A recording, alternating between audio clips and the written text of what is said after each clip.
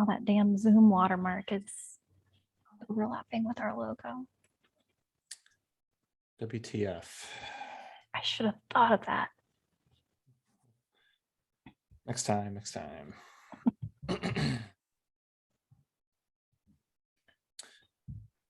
It's Wednesday.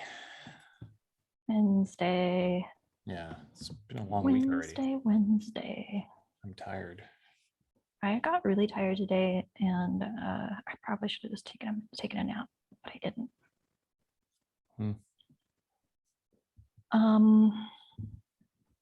Are you in control of this meeting?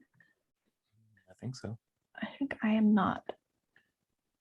What happens if you change the view? I don't know what the options are when there's a screen share going on. Yeah, I'm on Twitch and it's the graphic as the full screen. Right, but then it only shows one of us. Right. I don't think there's an option for. Ooh. There's a hide video panel option. If you go under view, we could hide both of us.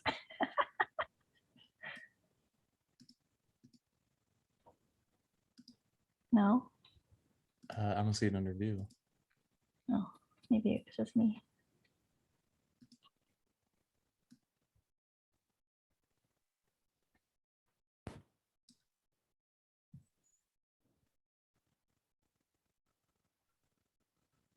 Anyway. All right, are you ready to start? Let's do it. Okay. Hello, welcome to another episode of We Are Climate Designers, Let's Raise Some Hell edition.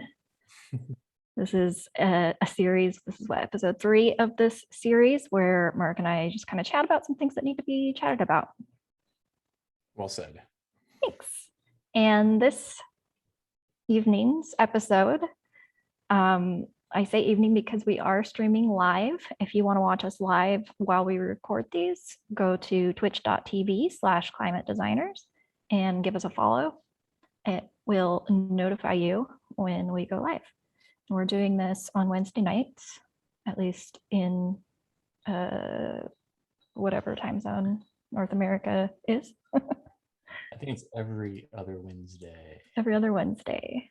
So I think it's we should probably remember this, huh? I know. It's the first Wednesday and the third Wednesday. Yeah.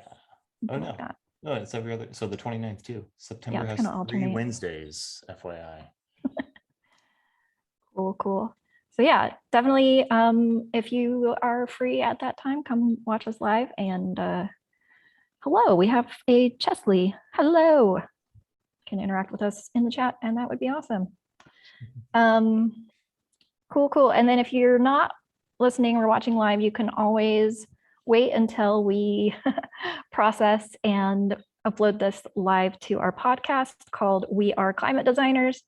And you can probably find that on hopefully any podcast stream service, whichever one you subscribe to, and give it a subscribe.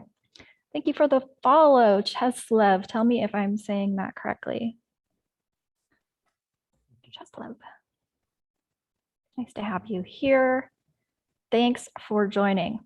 Okay, so tonight I was thinking we could talk about why it's so difficult to talk about climate. So one of the things that we do is we run a community online called Climate Designers, and we have about 2,000 members. So feel free to join and chat with us there.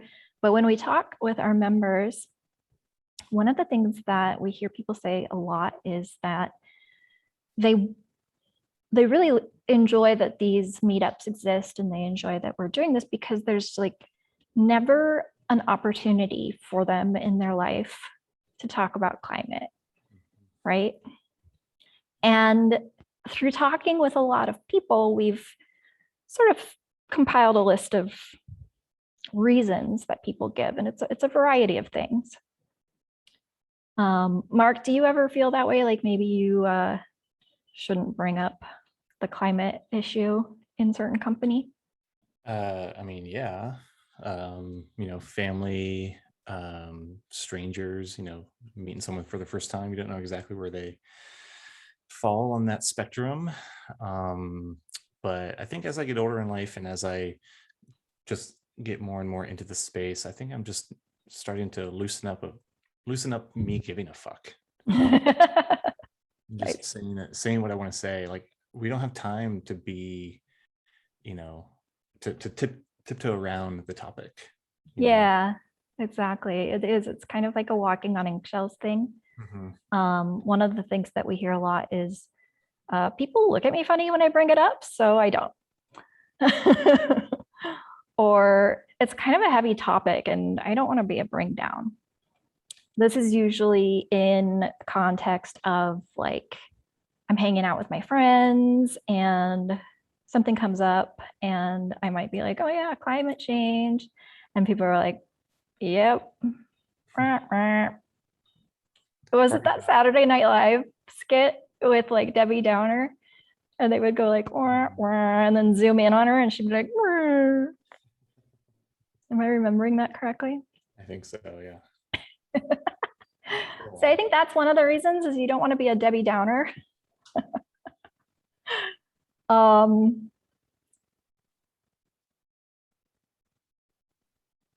yeah. Another reason, I don't really have anything to add to that. So I was like, I'll just leave that there. Let me know if you relate.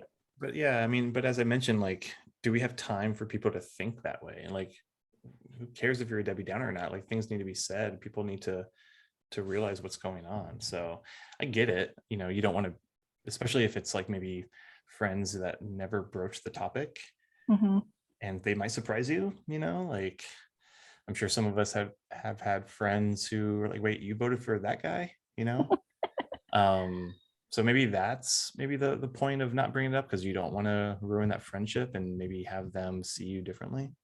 Right. So I guess what you're saying is it's like a way of, you're doing sort of like a mental, I guess, calculus where you're weighing on one side your social relationships, your friendships, your standing in the group, and on the other side, your ability to survive on this planet in the future. Right? Decisions. Yeah. I know when you put it that way, it's like, but we are social creatures. We've talked about this before. And especially primitive instincts, not being a part of a social group means that your survival is under threat. And that's what it means to be a social creature. We depend on each other. And so there is a very real instinct about wanting to fit in and not wanting to turn people off and have them not be your friends anymore. And that's very primal. It's very true, yeah. And I think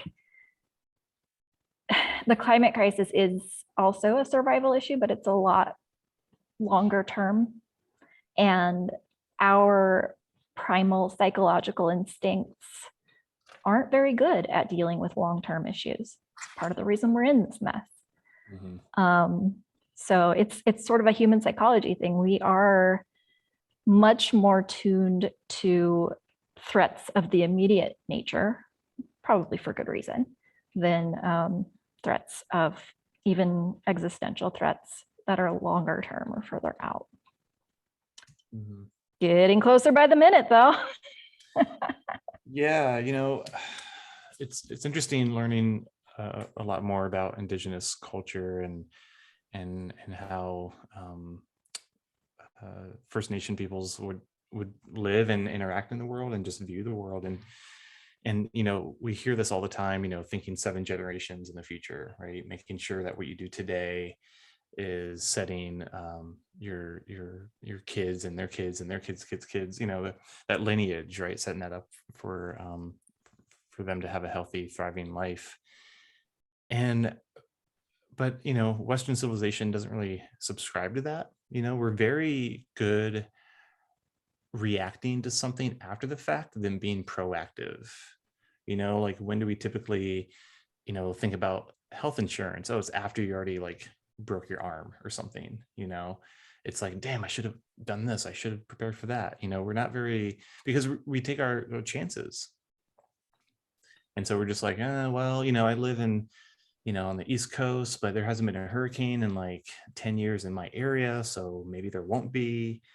So anyway, so I think there's something interesting about how Western civilization didn't really um, think that way as what most indigenous tribes did. And so That's really interesting. how do we then start to change how we view our family and our community to think that way? Like how do we flip that switch? Or it's not an easy on off thing, but how do we start to transition? That's a better way of saying it. How do we transition in a way where we start to really give a shit about future generations and not and put ourselves out of the picture? I think a lot of cultures, a lot of developed countries, they come at it through an individualistic, selfish mindset. It's the I got to get mine idea, got to get my thing. I got to get my raise. I got to get my job,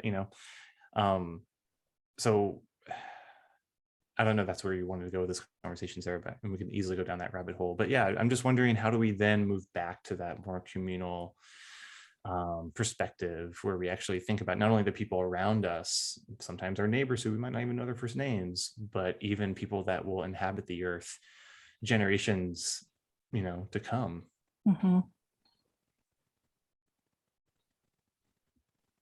Love it. A couple commenters in the chat. Hey, Jeff with French, how's it going? Jeff W French. I just read W as with, so it's Jeff with French in my mind. Let me know if that's your intention, or maybe your middle name is It'd be great. A great William. name for like a sitcom or a comedy show. Jeff with French. Jeff with French. French with Jeff. Cheslev said, yeah, for me, this is kind of our next topic. For me, generally, my friends and family are on the side of concern, so climate concern. That's awesome. So we collectively feel down when the climate topic comes up, as in we start feeling like there's so little we can effectively do.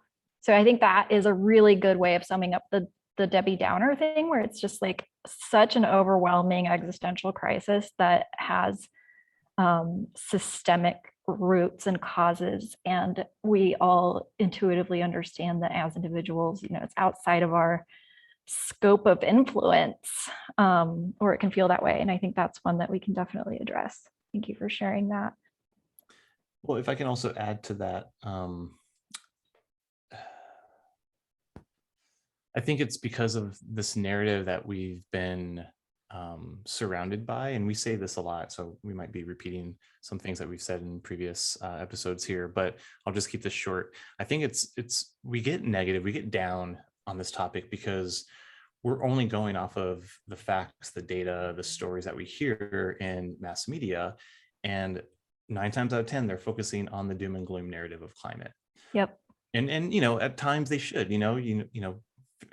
watching the destruction of a powerful hurricane or typhoon, reporting on wildfires in the West or anywhere now.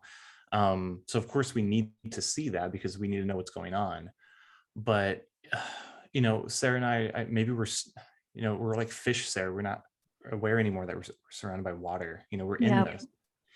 But man, Cheslev, there are a lot of amazing organizations, solutions, approaches out there that are really moving the needle. And if more people knew about them, I think we would have a very different approach and a very different narrative when it comes to what we are doing and what we can do.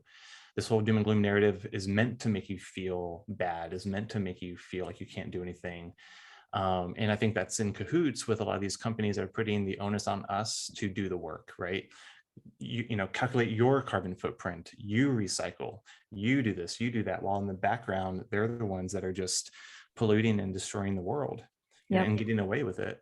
And so I think they perhaps have maybe they're in bed with media to only show the negative of climate, but I will tell you, there's amazing organizations and approaches and solutions out there doing some kick-ass stuff. And the more people that know about them, and this is why designers are so important in this conversation, because we need to show what they're doing. We need to help them develop their brand and messaging and marketing. We need to promote these people doing the hard work.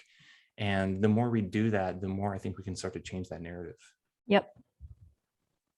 Yep. Last, it must have been like a month ago now, and it's totally on my to-do list to get that last episode up, so people can hear it and watch it. Yeah, we'll get to it. We talked about the media and why you only hear the doom and the fear mongering of climate and what the effects of that are. Not only does it bring people down and cause climate anxiety and depression, and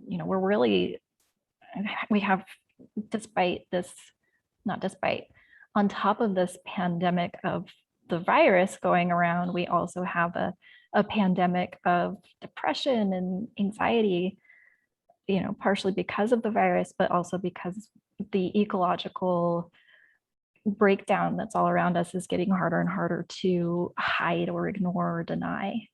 And it's, the media is covering it, but they're not giving any of the solutions or any ways to fight back, because they depend on corporate ad buying, and that is the problem. Corporate consumerism and manufacturing, and we talked about all of this stuff, and they're keeping the lights on. Yeah, they're keeping the lights on. So it's against the media's interest to say anything that is against their corporate sponsors' interest.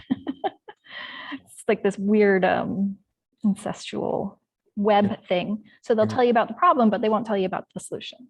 Right. And they're so in bed with them that it's hard for them to get out. It's nice and cozy and comfy. They got the sheets on and they can't get out because, again, those funds are keeping those lights on. And so unless we can come up, or other people can come up with a very different, more positive business model and really shift the way that we, how we create and broadcast and consume our news, I think we're just going to keep having this narrative. I don't know if it's ever going to go away. And I think that's why it's so important to be on the ground level, grassroots community organizing, because that's when you start to really hear what's going on. Yep. And so I think, what's that bumper sticker? Act global, think local, or think global, act local. That's what it is. Think global, act local. And so, I think we need to start having these conversations with people around us at the local level, friends, family, colleagues, even though it might be a hard conversation. And then at the same time, we need to figure out who's doing what in our communities and see, especially as designers, see how we can support their efforts. And the more we start to really do that, multiply that by however many cities and towns and areas around the globe, then I think we can really start to make some movement when it comes to supporting and highlighting those organizations and approaches and solutions in a better way to get more people involved. Because, I mean, not to get into the whole tech industry, but social media and platforms like that, that's a bit less regulated, or it's regulated in a different way, and that's another conversation maybe next time. But at least we do have, I guess what I'm getting at is that at least we do have channels that we can at least still utilize now to learn that stuff. So I think, we just need to support those organizations and ideas. And I think we'll start to change that narrative. So people like you, Cheslev, can know what's going on. And when you do talk to your friends and family, you can actually bring up solutions and bring up ideas and bring up a vision of the future that not only you want to create, but also that they might want to help create too. And so the more people that we get on board around collaboration, whether they're designers or not, we're going to need everyone to create these new features that we have to create in order for us to continue living in a somewhat comfortable, thriving world. Absolutely. I'm so glad you said that, because I think that's the thing that is so desperately needed, and why we need to talk about the climate crisis so desperately, is to talk about the future, not the dystopian apocalyptic future. We've got plenty of people talking about that in our media and pop culture, but talk about this as an opportunity to rebuild our status quo, our existing systems in better ways. Mhm. We're living in a system that was designed well before we had the scientific knowledge that we do now about the living systems that we're in. And so it's well past time that we use that knowledge to iterate on our system. We know so much more about even the fact that we can, as humans, the royal we, the big we have the ability to affect big global climate things for better or worse. We're at a point right now where we can heat up an entire planet.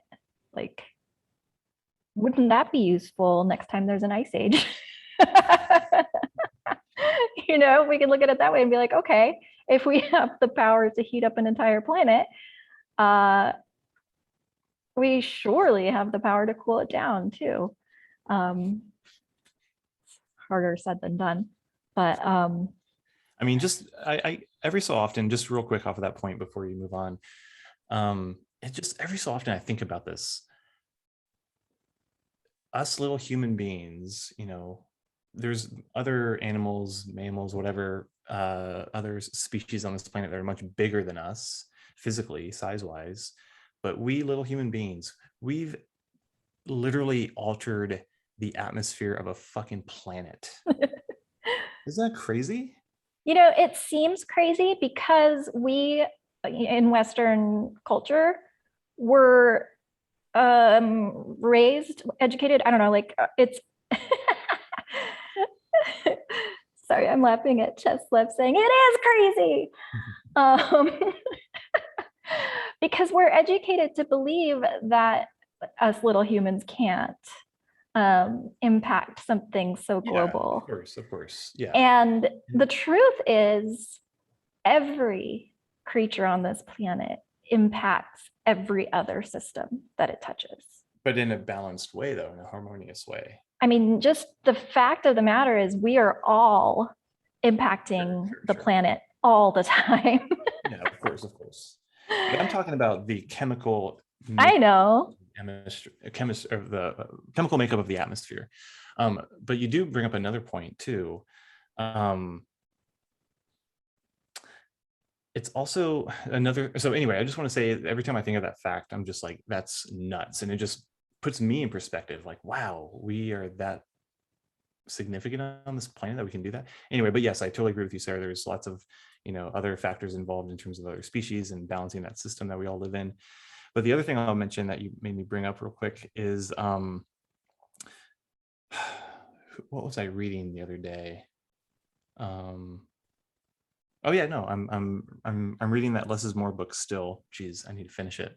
Oh, it's so good. Jason Hickel, Less is More. Everybody needs to read it immediately. Yeah, and he says something in there. I reread it, or I went back to it and re-listened to it. It's the audiobook. Don't tell anyone. But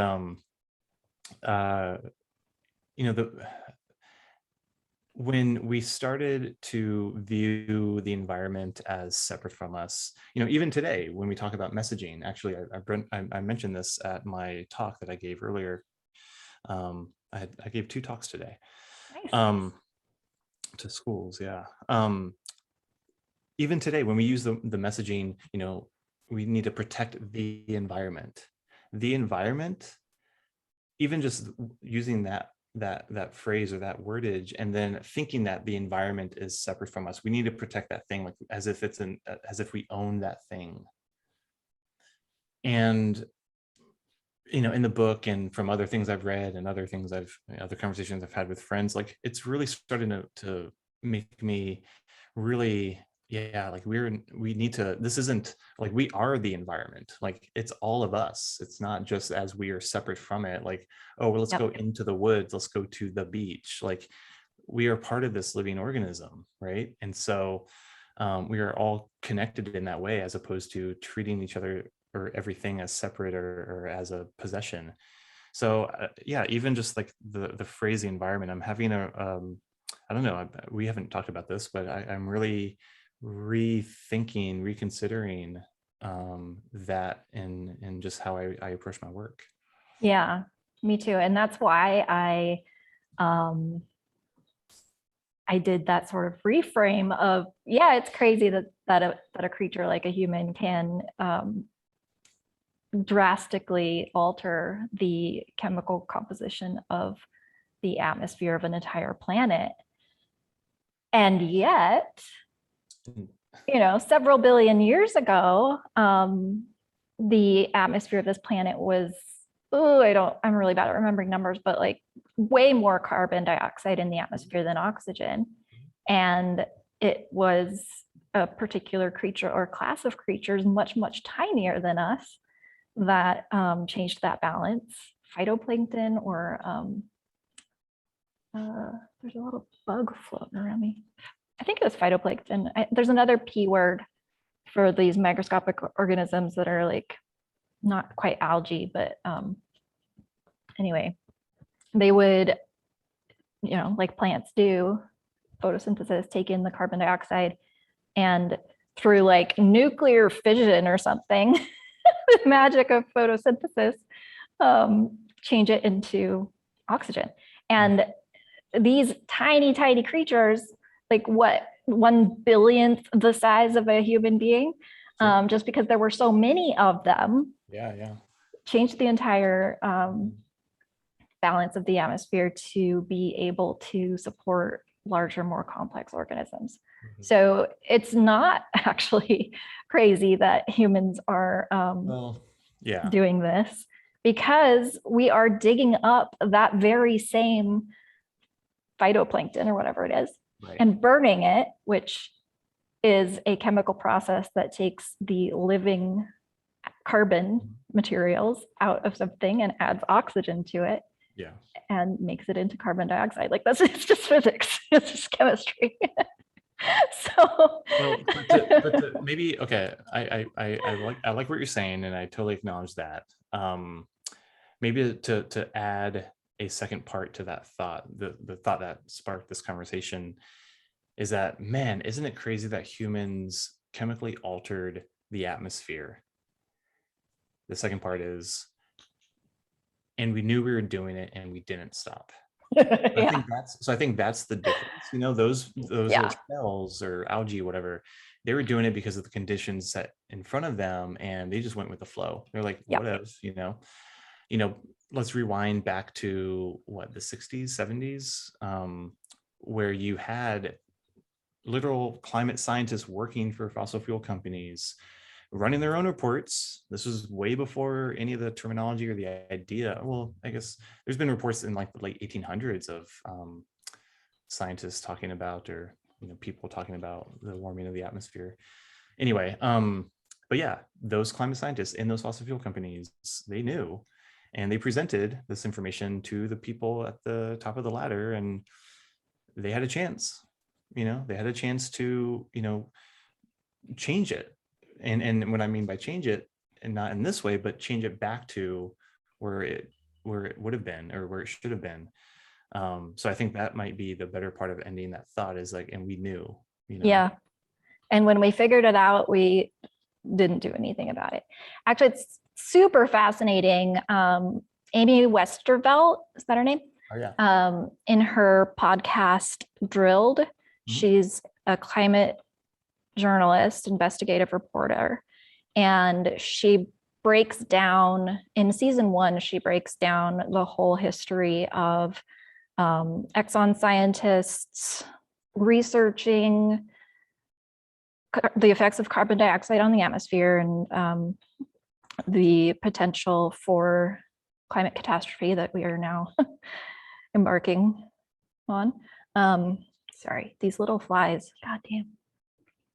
Anyway, she breaks it down super fascinating in season 1 of Drilled, and it just makes your blood boil to listen to it.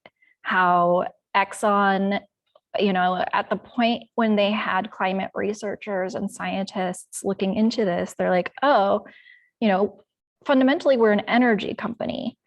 And we've discovered that this way that we're currently producing energy is problematic. And so as an energy company, as an innovator, as a capitalist, entrepreneurial, like what's the word? Like, as America, we're going to invent new ways to produce energy.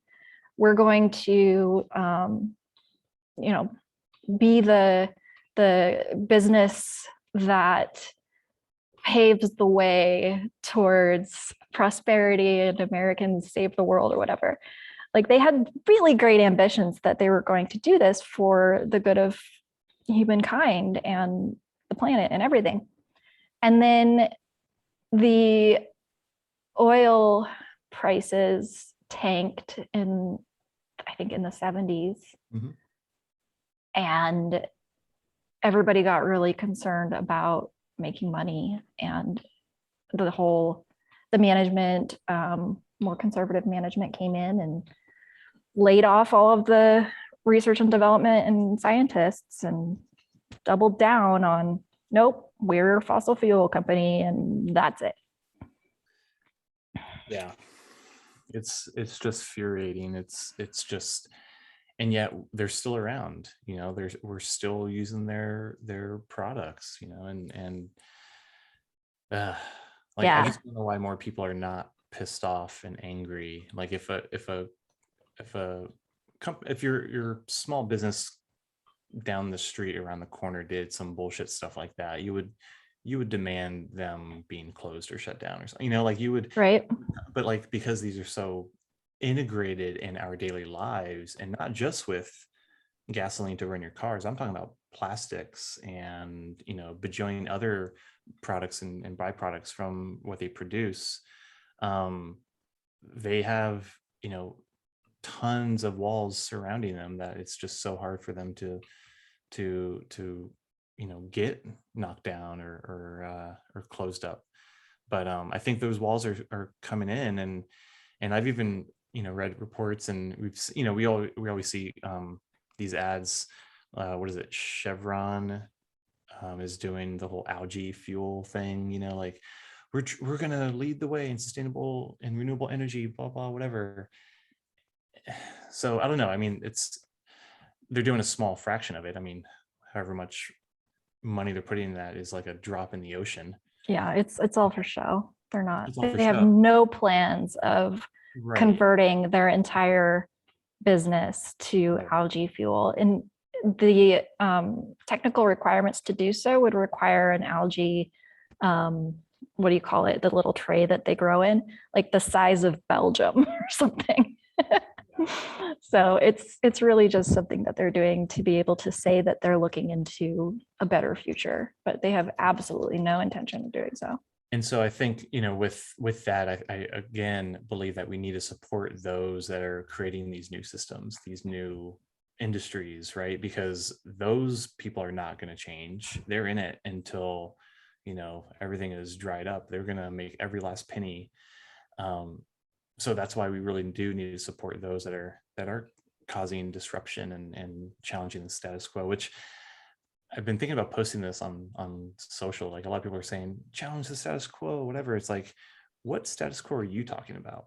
And I'm wondering, like, is that status quo still fitting in the confines of this capitalistic structure that they're just still going to be operating on, as opposed to really challenging the status quo of our capitalistic structure and come up with new, more innovative ways of living? Mm-hmm. Are we just going to continue in this hamster wheel, or are we going to get off and actually fucking do work? Yep. Our friend Jeff Wonder French had a couple of comments on here. We've been talking a little bit about some podcasts and books to check out, but Jeff says, I've been trying to plug into news sources, podcasts, newsletters where climate action is the main focus. Inspiring, yes, rather than climate news, which is depressing. Yes. Mm-hmm. It can also make for more interesting topics to talk about. Exactly. So Mark and I have already been blabbing about this stuff for half an hour and having a good old time, like I've been chuckling and laughing, and I don't think we've been a brain down, right? Yet. Is anybody depressed? I mean, infuriated maybe, And then the other thing that Jeff says is makes my head spin when I think about the notion that a majority of individual humans might want to prioritize something like this, but the larger organizational systems, capitalism, national governments, et cetera, that we make up might not be able to reflect that desire. Exactly. So yeah, it's, I don't know. I think another really cool short informative documentary, I believe it is called Fuel, or it might be called Pump.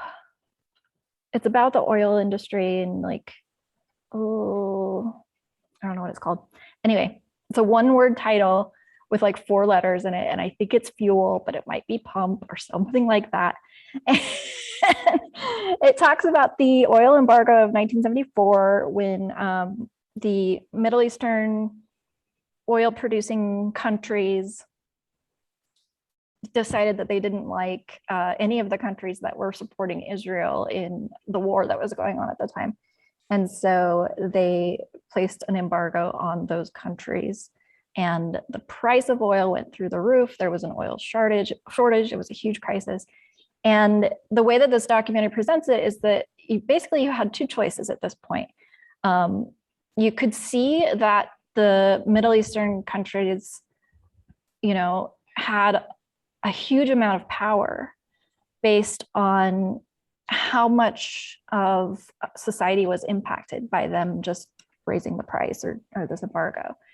And up until that point, the US believed that they were the main, or maybe they were the main power in the world because of lending all of this money after World War II to all the European countries to rebuild. And this is kind of the first time that perception of the US as the most powerful, whatever, was challenged because, these OPEC countries were able to flex and say, haha, we can bend you to your knees. So it was really the US's dependence on foreign oil that enabled these countries to have that much power over them. And so the way that this documentary presents it is they could have made the effort to produce energy at home at that point in time and relinquish their dependence on OPEC for oil. And they present Brazil as an example of a country that went this route. Brazil apparently now invests in biofuel from vegetable matter grown in Brazil. So you grow a bunch of corn, or you grow a bunch of basically anything. Any plant matter can be fermented into ethanol and then turned into fuel. So it's pretty cool. So according to this documentary, Brazil is independent. Their energy supply is mostly grown in Brazil. And that was, one choice. That's what Brazil chose. And then they present the choice that America made, the United States made, to like double down on Middle Eastern oil and put a bunch of army bases, military presence in the Middle East,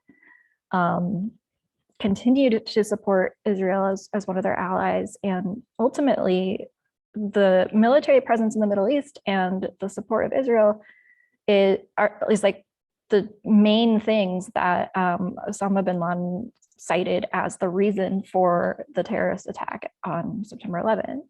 So I don't know, arguably not a good choice. Further increasing our dependence on foreign oil and burning way more fossil fuel than it's worth. Like the amount of fossil fuel energy the military uses to maintain presence in the Middle East, protecting the sources of the fuel, like it's so circular and mind-boggling. Like it's the amount of CO2 emissions of Peru, or a small country. It's like just the military and just the Middle Eastern presence of the military, I think. It's mind-boggling. And there's just like so much extra, like double usage of fossil fuels, like where a cadet or somebody will drive a fossil fuel powered vehicle to the front line where it's needed, where fuel is needed, and like fill up that frontline vehicle or tank or whatever, and then drive back, like doubling or tripling the amount of fossil fuels needed to just fill up that one tank. I don't know. It's just take that, multiply it by however many times that happens. It's just like a common practice of the military. It's just so wasteful. Bizarre to me. It's just bizarre. I want to go back to your original question, Sarah, about why is it so hard to talk about climate? And I'm going to try to do this. I was taking notes down, listening to you and thinking about the last few minutes. I'm going to try to tie it back to Jeff's question, the last one that you responded. So I'm going to respond this way. So I think talking to Cheslev earlier about, let's focus on the solutions and approaches and organizations and people that are doing the hard work, to amplify their work and to spread their message, and so we can get more people to support them, and hippy dippy, whatever, where I'm going. If we can do that, then I feel like people that are paying attention, that are hearing it on the news, that are seeing it being shared by their friends on social, or they maybe start to become friends with people that are actually doing the work. And then they can then go, whoa, okay, cool, I can see what they're doing now. And then perhaps, and this goes to Jeff's thing, so that perhaps when those younger people start to then develop into adults and into leadership positions, that those could be the ones that can find themselves in those positions, and some of the things you listed in larger organizations, federal governments, Fortune 500 companies. So my hope, if we can live long enough for this to happen, is that I really do believe that there are going to be younger people that are going to be seeing what we need to do and be inspired to do it, and then do their fucking damnedest to get into positions in organizations, in governments, whatever, to actually then dismantle this shit from within. That's my hope. So, and that's why, again, I feel like it's so important for us to highlight these people doing the hard work, because we need to inspire the next entrepreneurs that are going to be following, innovating off of their work. So I don't know. I think that's, it's those things, like we got to attack from the outside and also from within. And I think that's one way of doing it. Yeah. The things that are on our side so far, our democracy is still the prevailing organization structure of most of these countries and governments. I say so far because we're definitely seeing some power grabs and inclinations that are concerning. As long as we have democracy, we have the right to dissent. We have the right to have public discourse about our society. We have the right to speak up when things are not going well, or when we have a better idea for how to do something or how to organize, or, and people are publishing papers all the time about different ways of organizing society, different ways of doing economy. We mentioned Jason Hickel's book earlier. He talks a lot about this stuff, which is why it's a must read. We need to reorganize the incentive structures of our economy, because they were put into place by people who just didn't understand that natural resources are not infinite, and we humans actually can have an impact when we put our waste materials into the environment. So now that we know that, we need to reorganize the incentive structures of our economy. Right now, it is very difficult for people to do things like use sustainable materials or research a better way of, or more efficient way of doing something, if it doesn't make them a profit to do so because of the way that the incentives are structured. So for example, a felled tree, a dead tree, is more economically viable or valuable than a living tree. You know, that is the bonkersness of our economy. And that goes back to the idea that we see the environment for us. Yeah, How, like, exactly. how many uses can you get from a living tree versus a dead tree? And when we didn't know the exact science of answering that question, we get a lot from obviously live trees.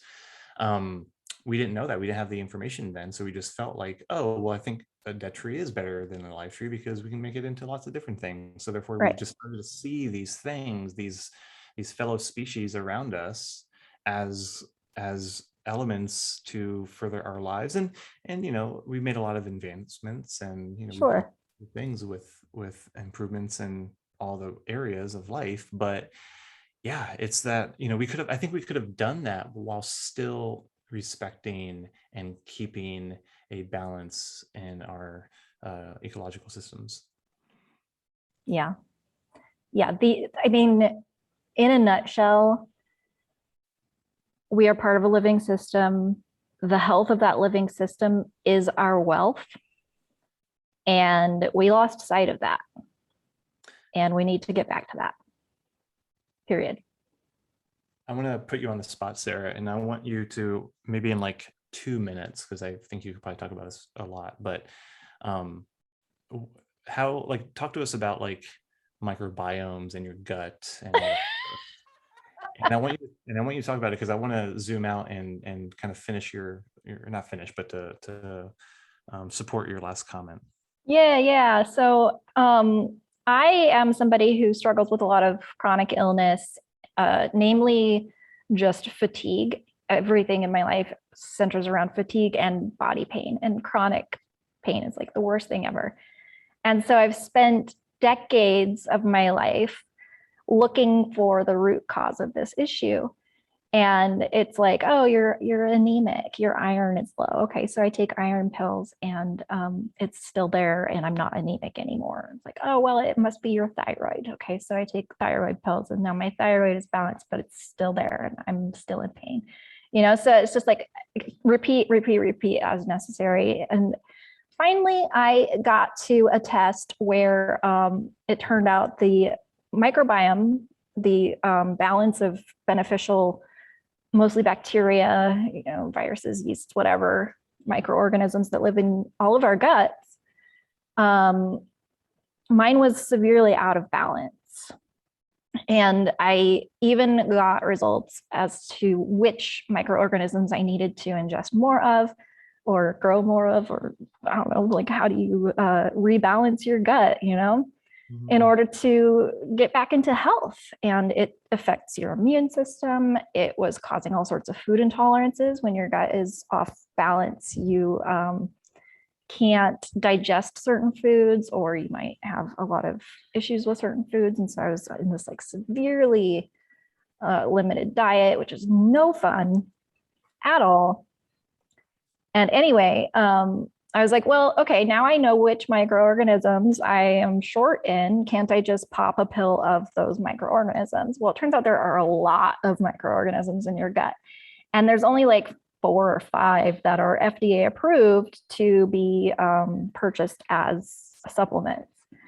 And so if we're short in one of the ones that's not one of those FDA approved ones, there's no supplement for it. There's no way to just like go out and buy whatever creature you need in your gut. And even if you did, they probably wouldn't stay because the environment isn't correct for them.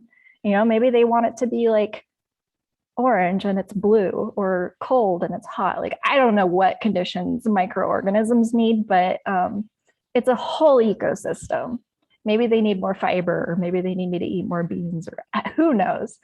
Our medical system does not know very much about the microbiome. They're learning more about the gut all the time, but it's really not a field that has been thoroughly researched at all. It's a huge problem.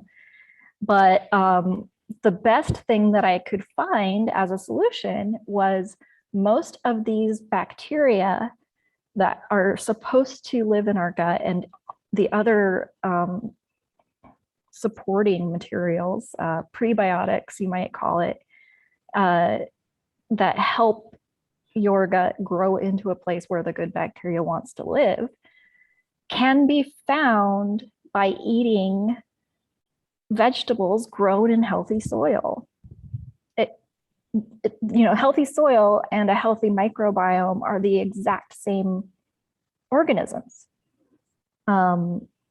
So in this culture where we irradiate our vegetables or, disinfect them with chemicals or even grow them with pesticides, all of these things kill those microorganisms, dead, gone. And so most of us inherit our microbiome from our mother during childbirth or breastfeeding. And so generation by generation, as we are, disinfecting our soil, our planet, our vegetables, our world, and killing these microorganisms, we are, generation after generation, making our microbiome weaker and weaker and weaker too, because we're not getting the organisms from the soil, from the vegetables that we need to survive, that we evolved for 2 million years or whatever to survive. And it's causing chronic health issues all over the place, especially in Western culture, where we do a lot of the pesticides and disinfecting of our foods and such. So it really just made me realize that as the planet's health fails, as the health of our ecosystem fails, we feel it in our bodies personally. And so if we want healthy bodies, we need a healthy planet. We need a healthy agriculture system. Everything that our economy is the ability for us to grow food and give that food to our children, to our communities, to our loved ones, to our cities, to our states, to our countries. And if we can't provide the resources that our people need to survive, how can we call ourselves wealthy? So planet health is human health and wealth, You kind of addressed my follow-up, so I don't have to ask it now.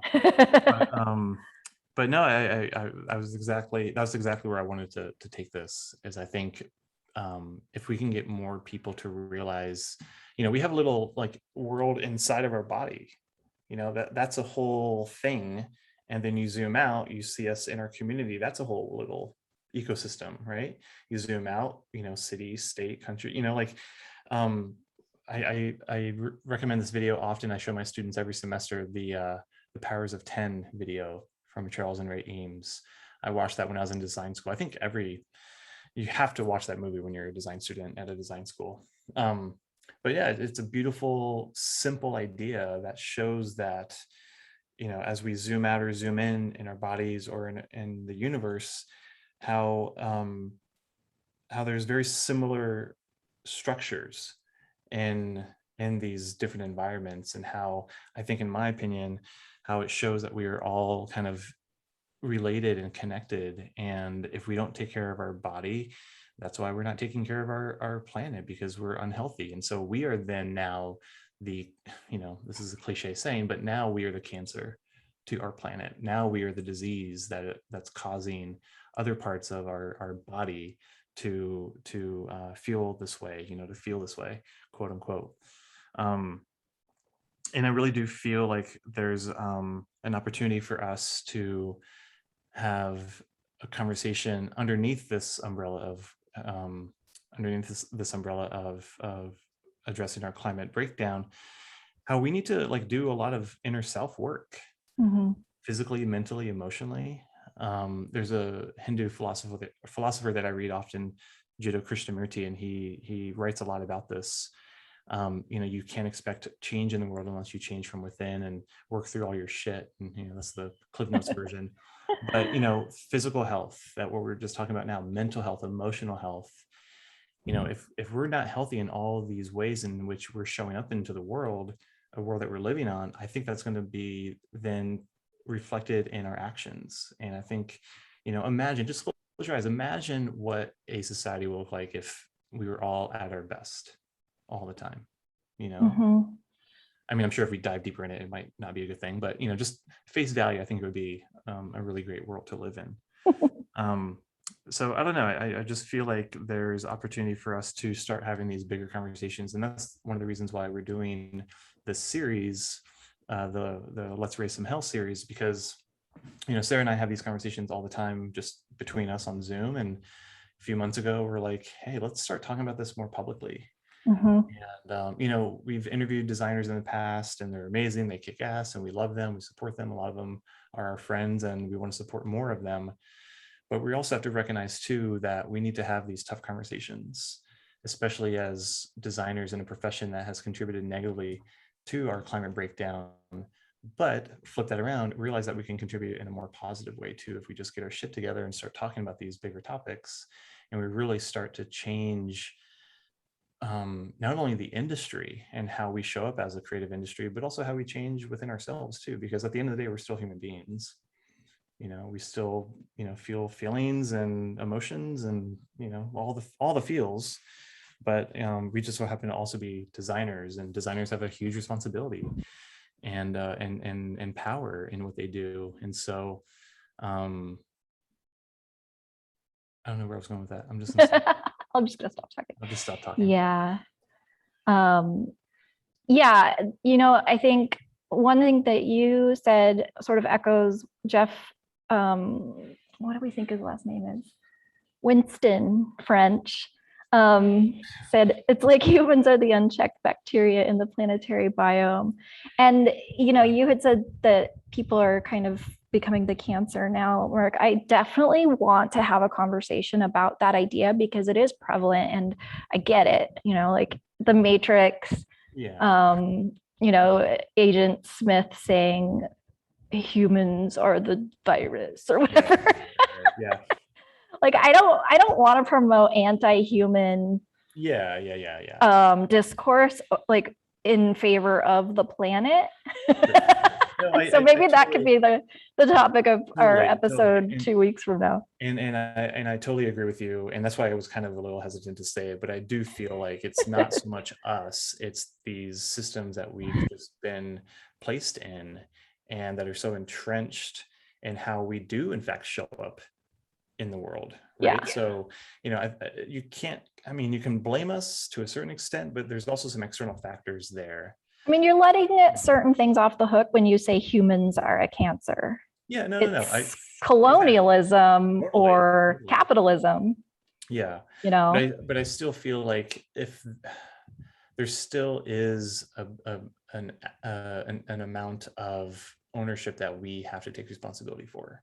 Sure. And so as much as there's these external factors that have just been in place for so long that we think it's normal and that it is in fact the status quo, that we just, okay, it's, we're just doing what we can to survive. And I get it. Yeah. But there's also, come on, y'all, like, wake up. It's 2021. Like, let's recognize our place in the world. And so there is still, yes, I will definitely be mindful of thinking that. And I have been kind of moving away from that phrase anyway, but there's still a little bit of come on, dude. Okay, let's go, Yeah. I mean, this system that we are living under was invented by people in, economists and such. It basically comes from, I don't know, maybe 18th century thought, like the time of the science revolution and the Enlightenment. Like they were just figuring out that humans and creatures and plants evolve, let alone how an entire planetary economic system is going to play out. Like they were just figuring out some really basic stuff, and there was so much that they didn't know yet. And what's bonkers to me is that we're still carrying forward their ideas when they were so clearly incomplete and wrong about a lot of things. Right. It's like, hello, like we have the proof now. Can we just acknowledge that and move on? Like, Yes, why do we have to stay here? We celebrate innovation and progress in so many other areas. And I know why we don't, because it's a whole nother conversation. There's powers that be who want to stay here.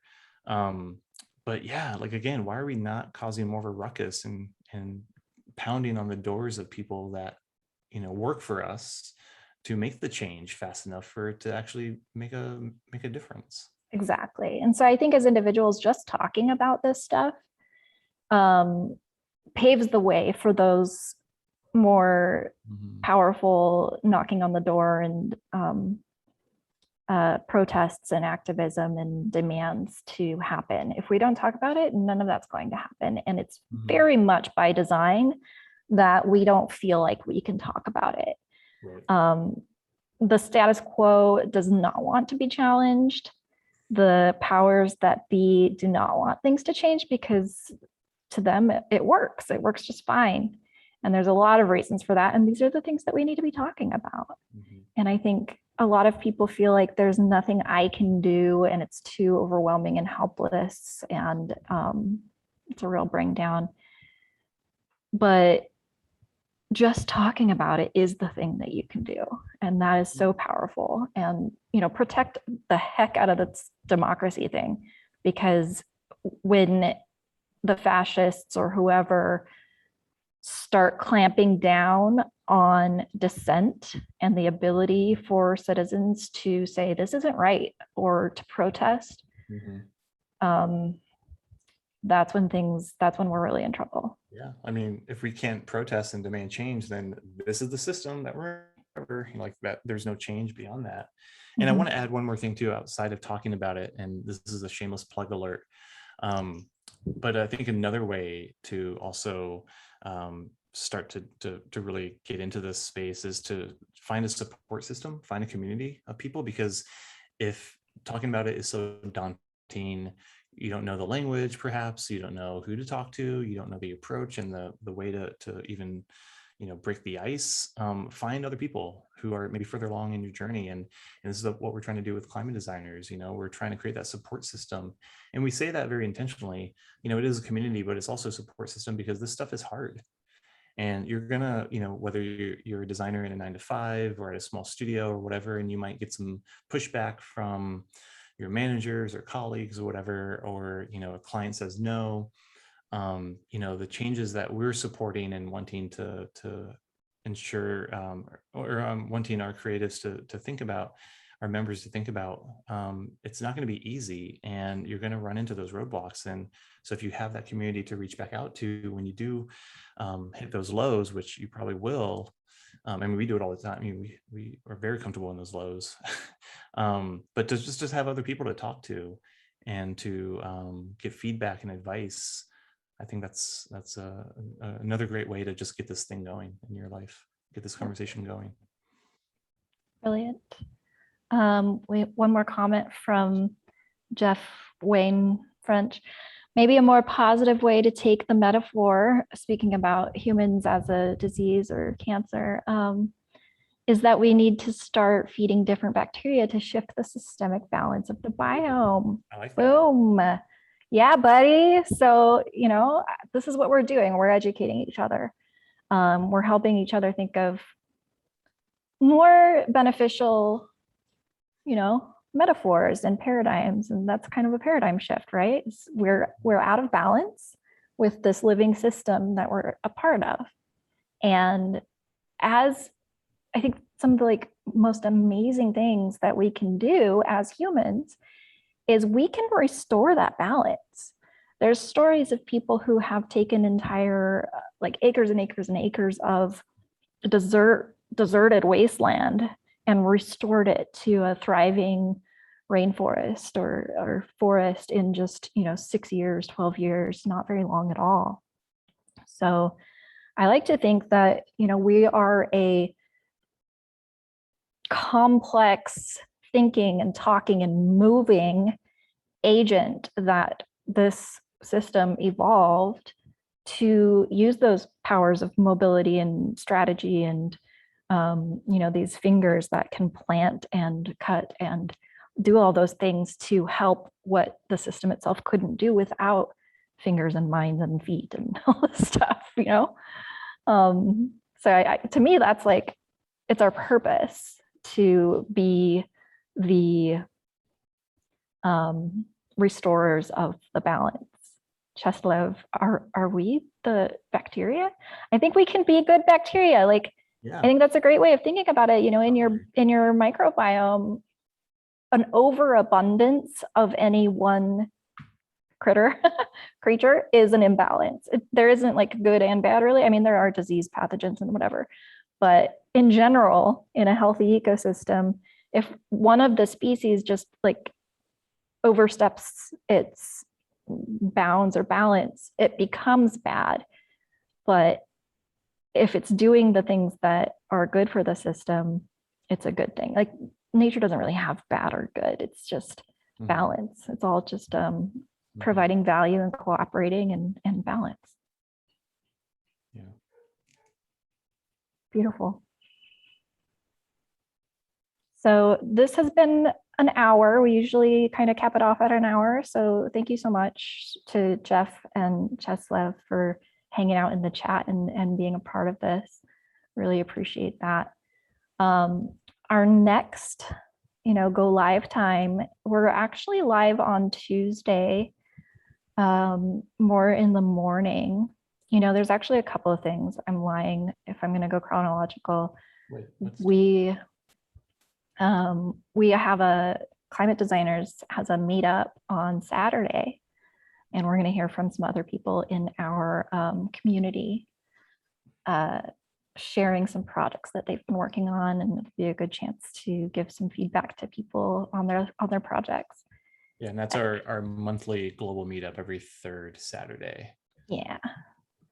So on our profile page, there's a link to join our community, and you can go there and click on the events and see that RSVP and get the link. And then on Tuesday, we're doing a webinar earlier in the day. Is that right? Tuesday? No, it's on Wednesday. The 22nd. Sorry, the 22nd. On Wednesday, the 22nd, we're doing a webinar on, it's specifically for designers because we're designers. So on building a career as a designer, making a difference in the climate crisis. So we have a class, and the page for the class is, I just put it in the chat, and there's a sign up link on that page for the webinar as well. So another opportunity to hang out and chat with us. And then we've got an event later that day, called Fight Pollution by Design. So how could we, I love the word that was used in the description, uninvent waste. So how could design be used to make waste obsolete? Or the idea that waste is a design bug, basically. It's bad design. I love that. I love that so much. Did I miss any upcoming events? We'll be back here in 2 Wednesdays. So on the 29th, we'll do, maybe we'll talk about whether humans are a disease or good bacteria more. Although I feel like we made a nice, we put a nice bow around that one. That was good. Yeah, so thanks for hanging, and we will see you all soon. Bye.